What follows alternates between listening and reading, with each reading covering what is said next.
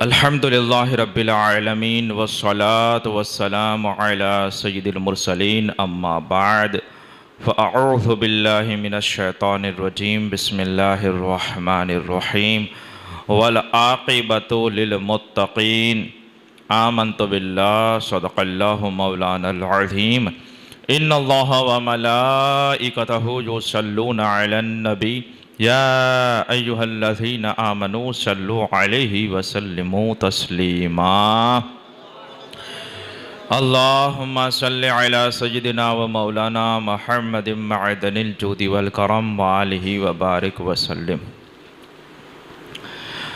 قیامت اور آخرت کے احوال کا یہ غالباً 28واں بیان ہے، جس میں ہم یہاں تک پہنچے کہ میدان محشر میں نفسی نفسی کا عالم ہوگا، کوئی کسی کو پوچھنے والا نہیں ہوگا، لوگ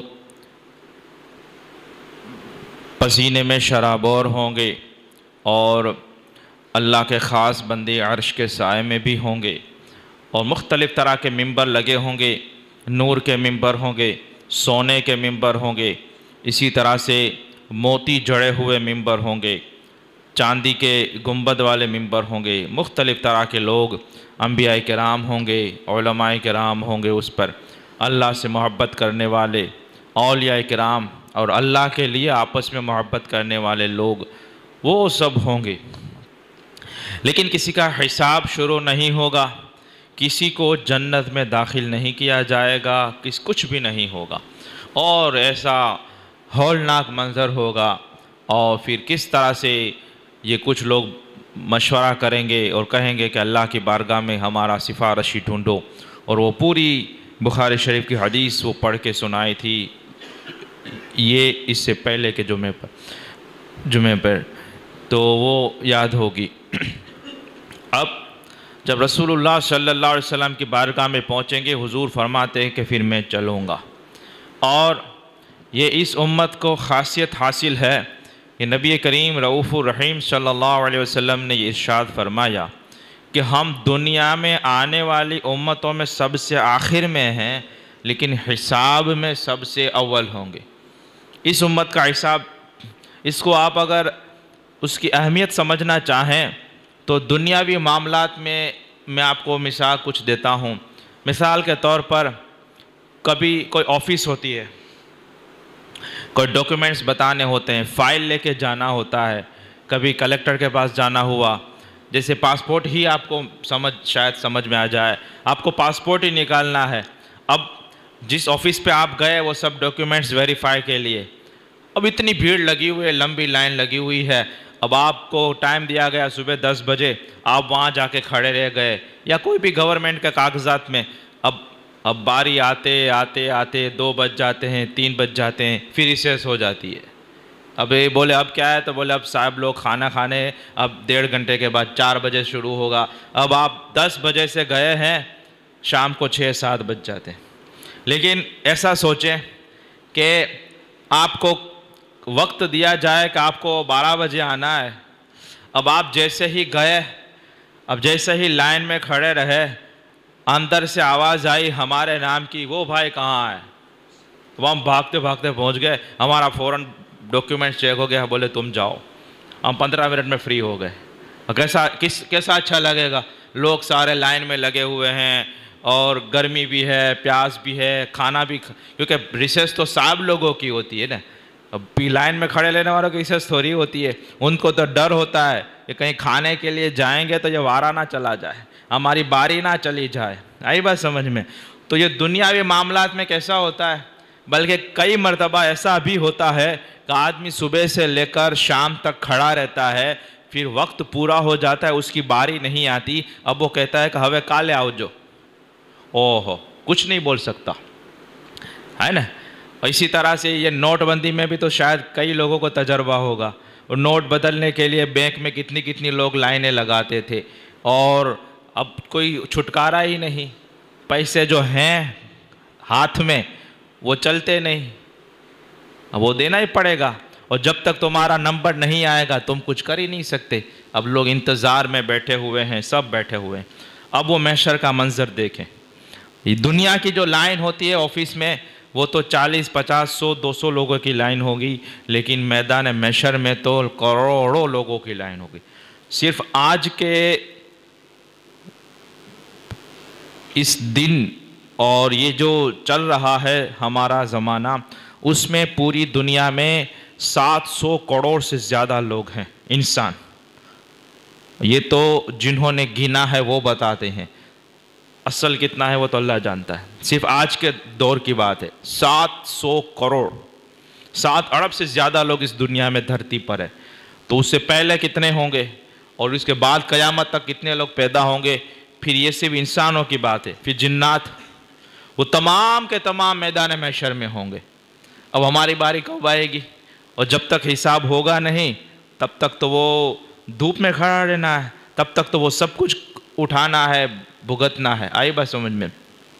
لیکن یہ رحمت للعالمین کا صدقہ ہے۔ حضور فرماتے ہیں دنیا میں ہم سب سے آخر میں آئیں، لیکن حساب سب سے پہلے ہمارا لیا جائے گا، کیونکہ حساب لیا جائے گا تو اب گنہگار تو یہی سمجھے گا کہ ہماری باری آئے گی تو پھر تو حالت خراب ہو جائے گی، لیکن جب تک حساب نہیں ہوگا تو پھر مغفرت بھی تو نہیں ہوگی نا۔ جب تو ہمارا نمبر آئے گا تب پتہ چلے جانا کہ اس کو جنت میں بھیجنا ہے یا گناہ بخش دینا ہے، کیا کرنا ہے۔ اب جب تک باری ہی نہیں آئے گی تب تک تو وہی دھوپ میں کھڑا رہنا ہے، پسینہ ہے، یہ ہے وہ ساری چیزیں ہیں۔ اور جو عرش کے سائے والے ہیں ان کو تو کیا ہے پھر، ہیں خیر۔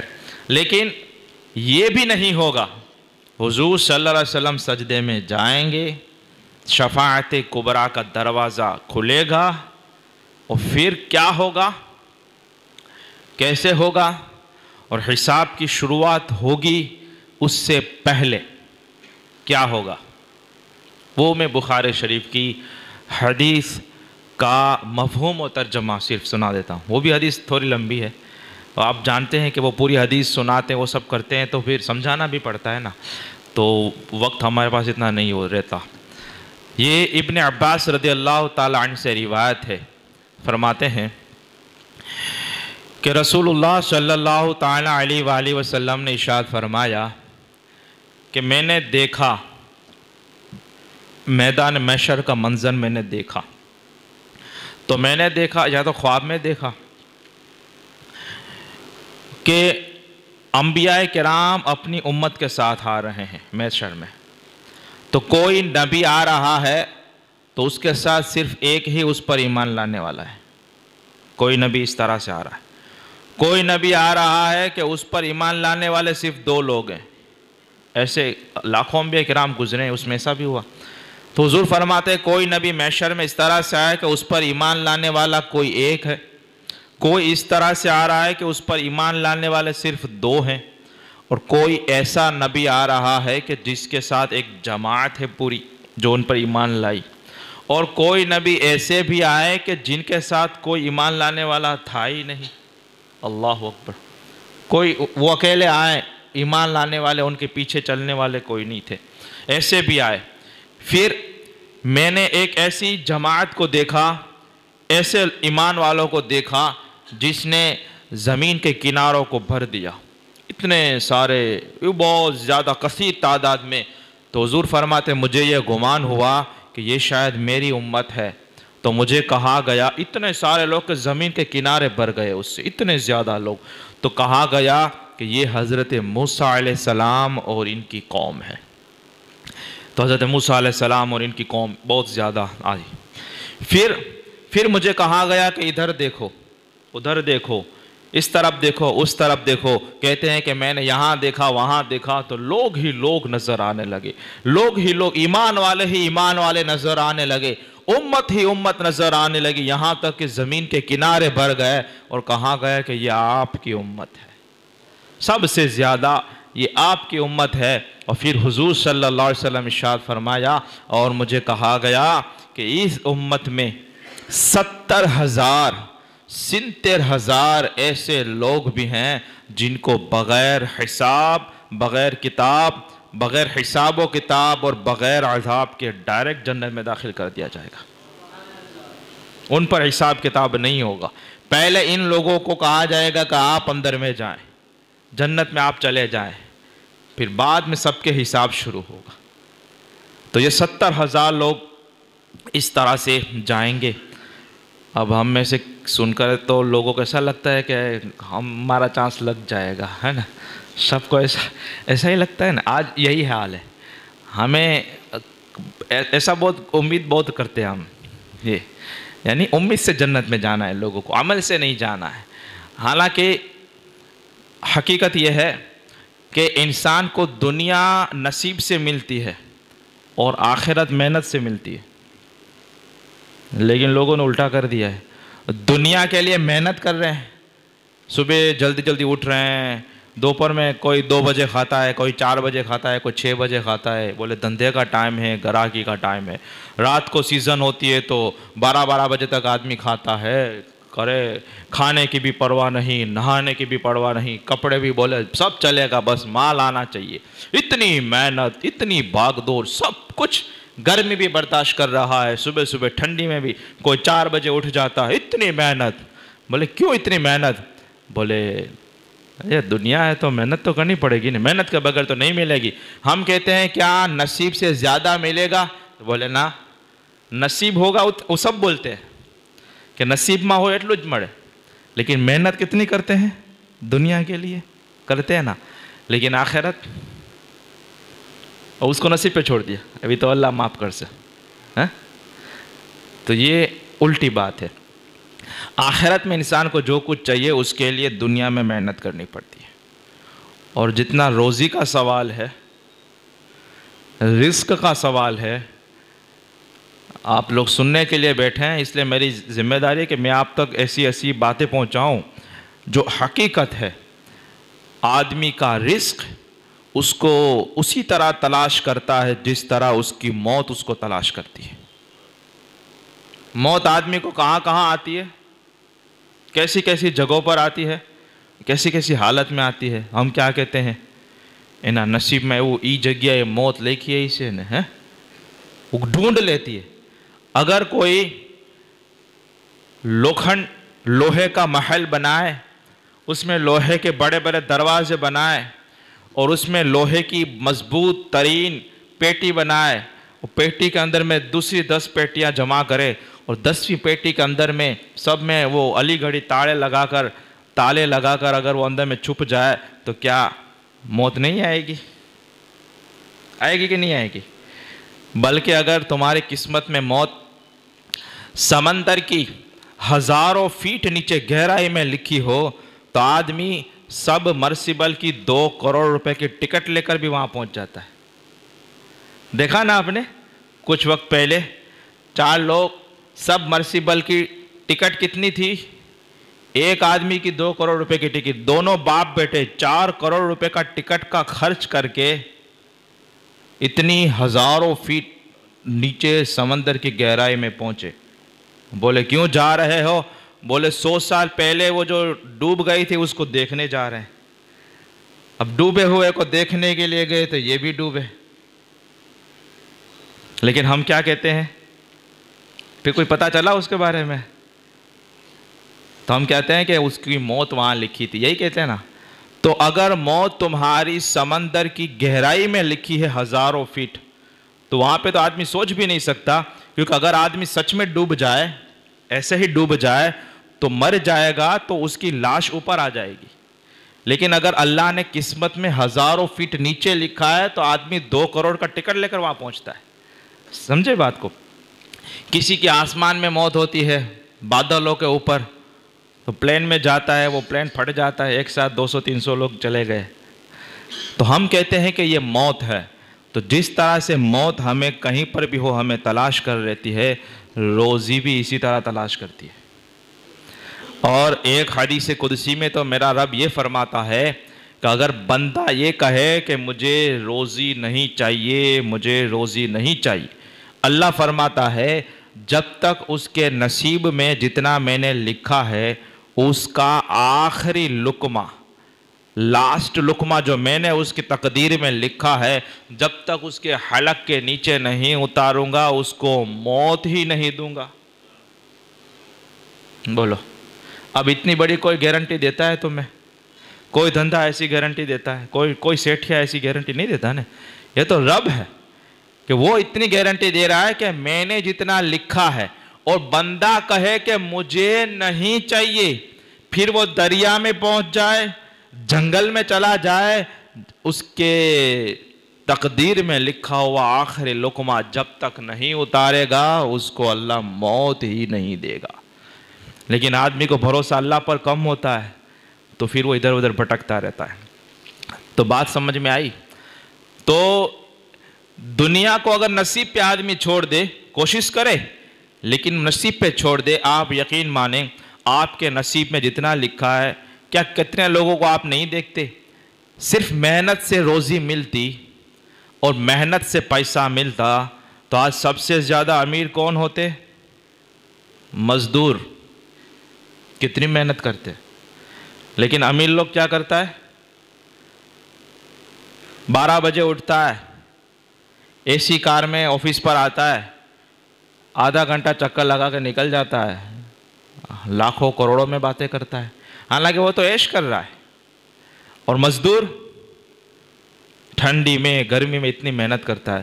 تو میں کیا سمجھانا چاہ رہا ہوں، آپ سمجھ رہے ہو کہ یہ جو بھی ملتا ہے تمہیں اور ہمیں دنیا کا، وہ اگرچہ محنت کرنی ہے، کوشش کرنی ہے، لیکن پاگلوں دیوانوں کی طرح محنت نہیں کرنی ہے. محنت آخرت کے کاموں میں کرنی ہے، کیونکہ آخرت جتنا ہم کریں گے ویسی ملے گی، اور دنیا جو لکھا گیا ہے وہی ملے گی، ویسے آخرت بھی وہی ملے گی. اب دیکھیں حضرت حسن بصری رضی اللہ تعالیٰ عنہ سے روایت ہے کہ رسول اللہ صلی اللہ علیہ وسلم ارشاد فرمایا کہ اللہ تعالیٰ فرماتا ہے کہ میں 2 خوف اور 2 امن کو جمع نہیں کروں گا. کیا فرماتا ہے پہلے وہ سن لیں برابر. 2 خوف اور 2 امن. اس کا مطلب پھر آگے آتا ہے، یعنی دنیا میں جو شخص امن میں ہوگا وہ قیامت کے دن امن میں نہیں ہوگا، خوف میں ہوگا. اور جو شخص دنیا میں خوف زدہ رہے گا تو اللہ فرماتا ہے قیامت کے دن اسے میں خوف میں نہیں رکھوں گا، قیامت کے دن اسے امن میں رکھوں گا. یعنی ایسا نہیں ہو سکتا کہ آدمی دنیا میں بھی امن میں ہو، آخرت میں بھی امن میں ہو، اور دنیا میں بھی خوف میں ہو تو آخر ایسا نہیں ہوگا. اب یہ خوف اور امن سے مطلب کیا ہے؟ خوف سے مطلب ہے اللہ کا خوف. بولنے سے پہلے ڈرے کہ کیا اللہ نے منع تو نہیں فرما، اللہ ناراض تو نہیں ہو جائے گا. کھانے سے پہلے ڈرے، سوچنے کچھ کام کرنے سے پہلے سوچے اور ڈرے، کمانے سے پہلے ڈرے، خرچ کرنے سے پہلے ڈرے کہ کہیں حرام تو نہیں کما رہا. پھر کماتا ہے حلال لیکن خرچ تو حرام جگہ پہ نہیں کرتا ہے. چلنے سے پہلے، دیکھنے سے پہلے ڈر ڈر کے کس سے؟ اللہ سے. تو جو شخص دنیا میں اللہ سے اتنا ڈرتا ہوگا، اللہ فرماتا ہے پھر قیامت کے دن میں اسے ڈراؤں گا نہیں، اسے امن اور سکون اور شانتی اور سلامتی عطا کروں گا. اور جو دنیا میں بے خوف ہو جائے، ارے جے من میں آوے کروانو، جو اپنی مرضی نہ اپنے مالک. کیا بات ہے، یہ چل رہا ہے نا. اپنے کون کہے جائے، آ تو مولانا نو کام ہے بولتا رہے، اپنے جے تھائے نے من میں آوے نے کروانو. تو جو دنیا میں اپنی منمانی کرے گا، بے خوف رہے گا، کچھ بھی کمائے، جوئے سے پیسہ آ رہا ہے جوا کمائے، سٹے سے آ رہا ہے سٹا کمائے، اور وہاں سے کما لے، بیاج کا آ رہا ہے تو وہ بھی کما لے، کسی کو دبا کے کما سکتا ہے وہ بھی کما لے، کچھ نہیں ہو سکتا تو کسی کے پیسے دبا لے، بس کچھ بھی من میں آئے کرے. اور کوئی سمجھانے جاوے تو ابھی پچی تیاں جوئی لے سو. اللہ فرماتا ہے کہ جو دنیا میں بے خوف رہا، قیامت کے دن بے خوف نہیں رہنے دوں گا، وہاں پہ وہ خوف زدہ ہوگا. آئی بات سمجھ میں؟ اب مجھے اور تمہیں یہ سوچنا ہے کہ ہمیں یہاں ڈر ڈر کے رہنا ہے کہ وہاں ڈر ڈر کے رہنا. سوچ لو. ہر عقل مند آدمی سمجھتا ہے کہاں ڈرنا چاہیے، کیونکہ یہاں پہ ڈریں گے تو کتنا ڈریں گے. اب 30-35 سال تو ویسے بھی ہو گئے، 40-45 کے یہ کتنوں کے ہو گئے ہیں. اب جی کے کتنا جئیں گے ہم، اب کتنی زندگی بچی. ہر کوئی اپنے بارے میں سوچے. کیا آپ کو لگتا ہے کہ ابھی ہم 100 سال زندہ رہ سکیں گے؟ کسی کو امید ہے؟ کسی کو نہیں ہے 100 سال کی، 50 سال کی. شاید جو بھی 15-20 سال کے جوان ہیں اس کو لگے کہ 50 نکال لیں گے، ورنہ ہم جیسوں کو تو اب نہیں لگتا کہ 50 نکال پائیں ہم. خیر، تو اب ڈرنا اللہ سے ہے تو کچھ سال ڈرنا ہے، اور قیامت کے دن ڈرنا ہے تو ایک دن 50,000 سال کا ہے. اور دنیا میں ہم ڈریں گے تو اس کا ثواب ملے گا، اس سے نیکیاں ملے گی، ہم گناہ سے بچیں گے تو پھر اس کی برکتیں بھی ظاہر ہوں گی. وہ سب فائدہ، پروفٹ ہی پروفٹ، گین ہی گین. اور آخرت میں ڈریں گے تو وہاں تو ڈرنا ہی پڑے گا. کیا آپ نے حضرت ابراہیم علیہ السلام والا واقعہ نہیں سنا کہ جب جہنم چنگارے گی تو یہ گھٹنوں کے بل آ جائیں گے؟ نہیں یاد ہے کہ نہیں ہے وہ منظر؟ وہ میں کر کے دکھایا تھا میں نے. تو وہاں پہ تو پھر ہر کوئی ڈر پڑے گا. وہاں پہ تو انبیاء کرام کے پاس جائیں گے کہ اللہ کی بارگاہ میں صرف دعا ہی کر دیں کہ ہمارا حساب شروع ہو. وہ کہیں گے کہ میں نہیں، دعا بھی نہیں کر سکتا. آج اللہ کی بارگاہ میں بات کرنے کی مجال ہی ہمیں نہیں ہے. تو وہاں پہ تو پھر ہر کسی کو ڈرنا ہے، ہر کوئی ڈرے گا. لیکن وہاں پہ ڈرنا کیا ہوگا؟ پھر اس کا کوئی ثواب نہیں ملے گا، اس پہ کوئی الگ سے انعام نہیں ملے گا. انعام جو کچھ کرنا ہے ابھی کر لو. ابھی جو ڈرے گیا وہی بچ گیا. کہ اللہ تعالیٰ فرماتا ہے کہ میں خوف اور 2 امن کو جمع نہیں کروں گا. اب سنیں حضور، تو میں نے کہا کہ حضور نے فرمایا کہ یہ سب سے پہلے میری امت میں سے 73,000 ایسے لوگ بغیر حساب و کتاب اور بغیر عذاب کے جنت میں چلے جائیں گے. حضرت ابن عباس فرماتے ہیں کہ حضور فرما چکے اور لوگ ادھر ادھر ہو گئے، منتشر ہو گئے. اور پھر صحابہ کرام آپس میں بات کرنے لگے کہ وہ کون سے لوگ ہوں گے.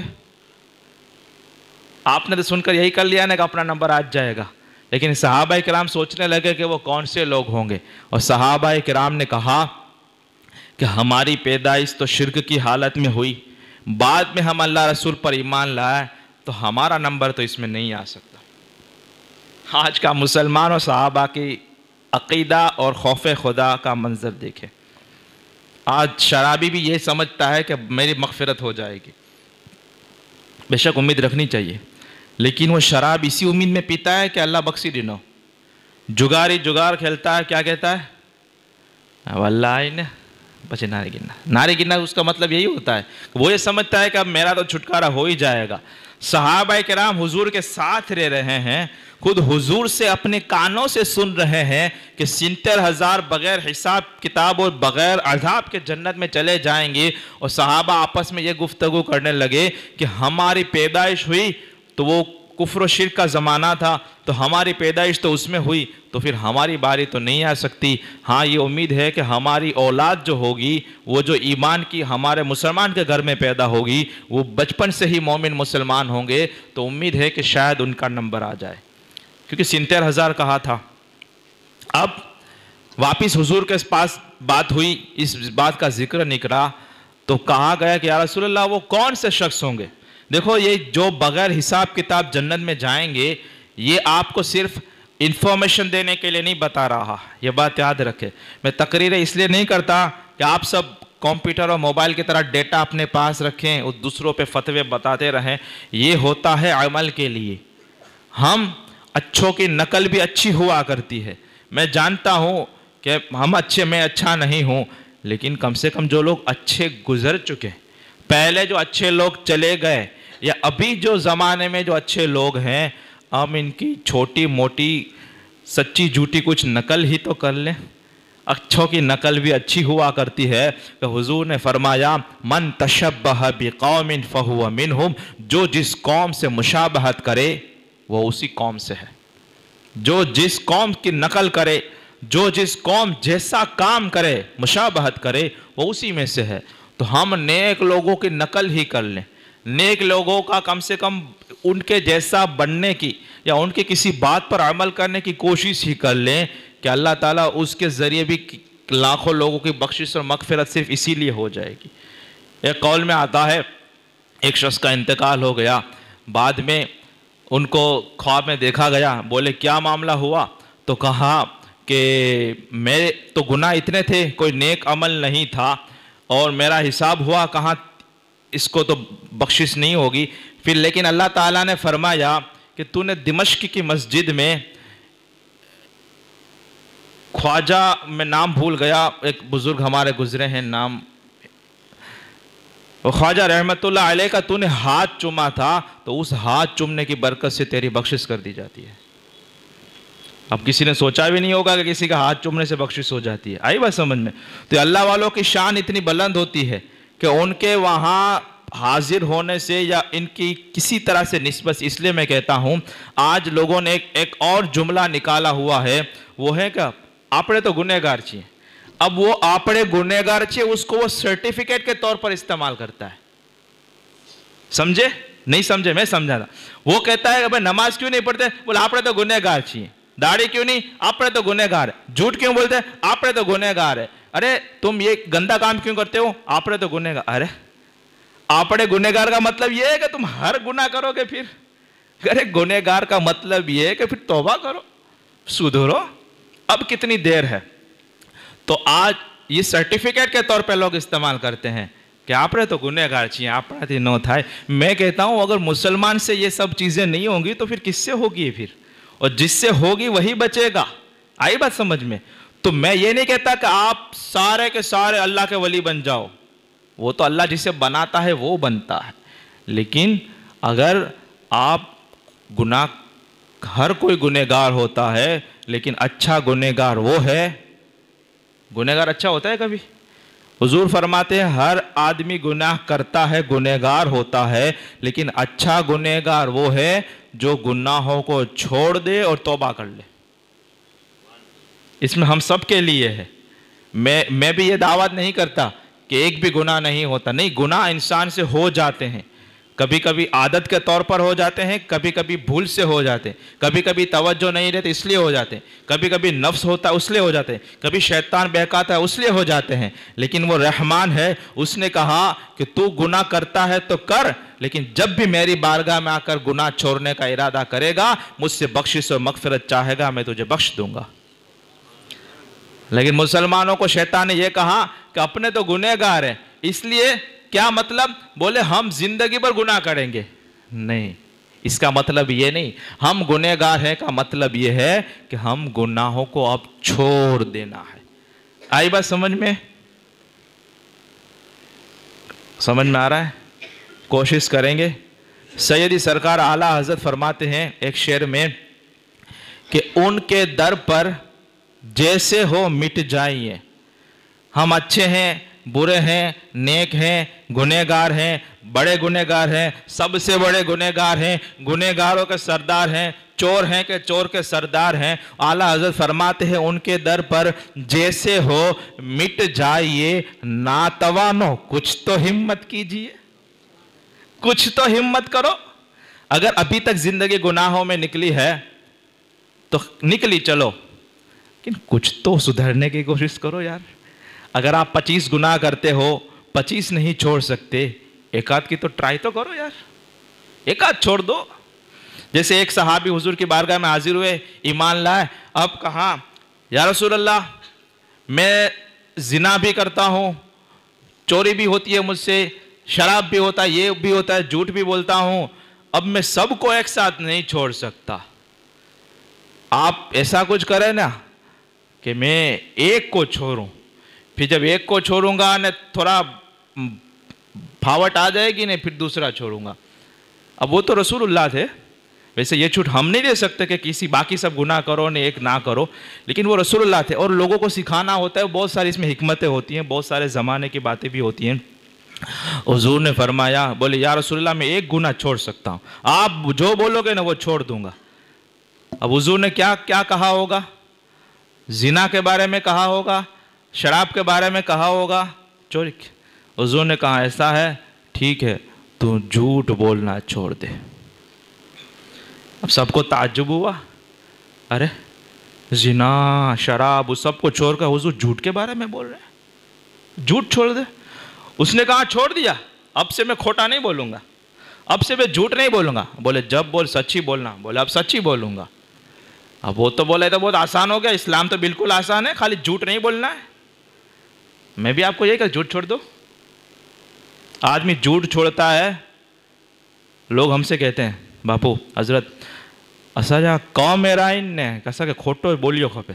मैं यही कहता हूँ, आप झूठ बोलना छोड़ दोगे तो खुद ब खुद उस काम से भी बच जाओगे, शर्म आएगी ना फिर। तो उस साहबी ने झूठ छोड़ दिया, फिर दिल में इरादा हुआ गुनाह करने का, उसने कहा मैं गुनाह करता हूँ ये, क्योंकि वो उसकी तो बात हुई नहीं, सिर्फ झूठ छोड़ना। फिर कहाँ का, फिर लोग मुझे पूछेंगे या बारगाह रिसालत में हाजिरी हुई, कहाँ का क्या तुमने जिना किया, शराब किया? अब झूठ तो मैंने छोड़ दिया है, अब सबके सामने बोलूंगा तो शर्मिंदगी होगी कि इतना। अब एक झूठ छोड़ने की बरकत से उसके दूसरे सारे गुनाह छूट गए। तो ये आला हज़रत फरमाते हैं कि उनके दर पर जैसे हो मिट जाइए, नातवानो कुछ तो हिम्मत कीजिए, कुछ तो हिम्मत कीजिए। और ज़ौफ माना, कमज़ोरी मानी, हम मानते हैं कि हम कमज़ोर हैं, हमसे उतनी इबादतें नहीं हो सकती, हमसे उतना वो तकवा इख्तियार नहीं किया जा सकता। हाँ, अल्लाह जिस पर एहसान फरमा दे वो इख्तियार कर भी लेता है, लेकिन आला हज़रत ने कहा ज़ौफ माना मगर ये जालिम दिल उनके रास्ते में तो थका न करे, उनके रास्ते में तो ना थके।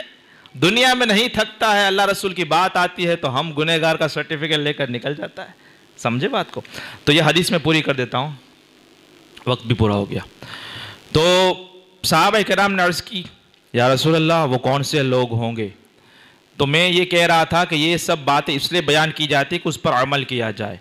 तो देखो, जन्नत में बग़ैर हिसाब किताब के जाना, कौन जाना चाहता है कि हिसाब ना हो? ऐसे ही कहाँ जाए कि चलो निकलो, जाना चाहते हो कि नहीं चाहते हो?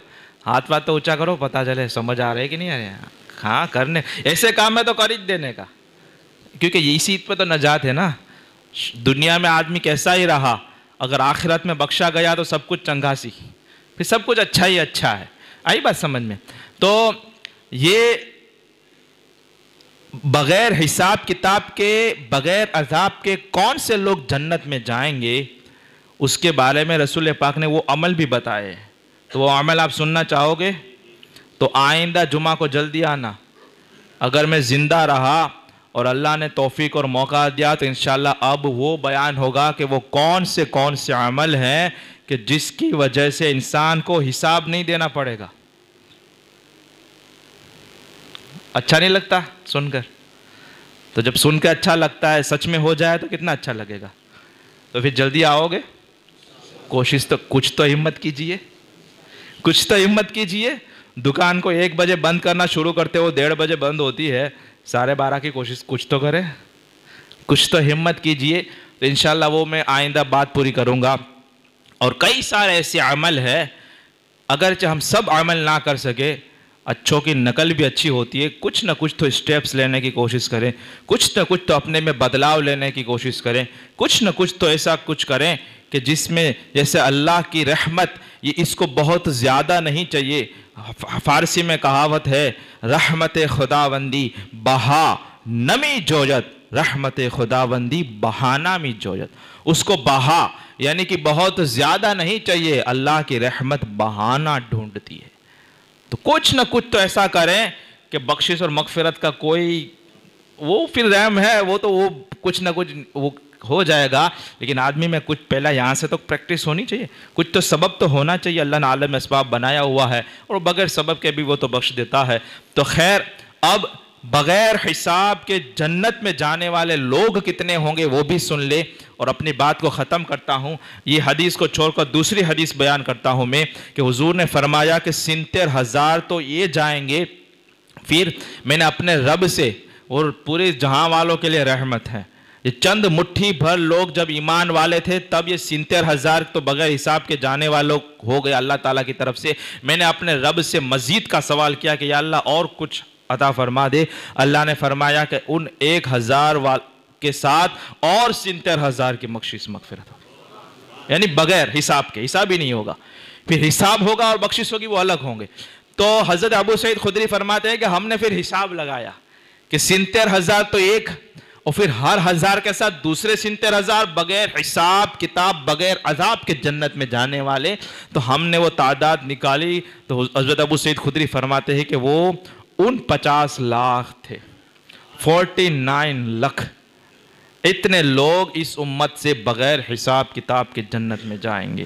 تو انشاءاللہ وہ پھر عمل کس کے بارے میں کیا کیا فرمایا گیا کہ وہ دنیا میں کیا کرتے ہوں گے، وہ بیان کیا گیا ہے پھر کہ وہ محشر میں ایسے ہی نہیں ہوگا کہ چلو مولوی والے آ جاؤ، سب خوب گوشت پاک کی نیاز کھائیے، بخشش ہو جائے گی، ایسے نہیں ہوگا، نہیں یہ ایسے نہیں ہوگا، یہ ایسے نہیں ہوگا۔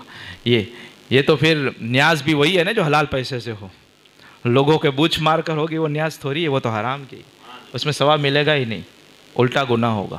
خیر، تو میں عرض یہ کر رہا تھا کہ اتنی بھاری تعداد میں ہوں گے، اور پھر ہمارے اگرچہ ہم میں وہ کوئی نہیں ہوتا، لیکن کچھ نہ کچھ کوشش کرے، انشاءاللہ آئندہ جمعہ کو یہاں سے بات کو آگے چلائیں گے ہم، اور وہ عمل کے بارے میں جو حدیثوں میں آیا ہے اس کے ذریعے سے انشاءاللہ ہم کوشش کریں گے۔ اللہ تعالیٰ مجھے اور آپ کو عمل کی توفیق عطا فرمائے۔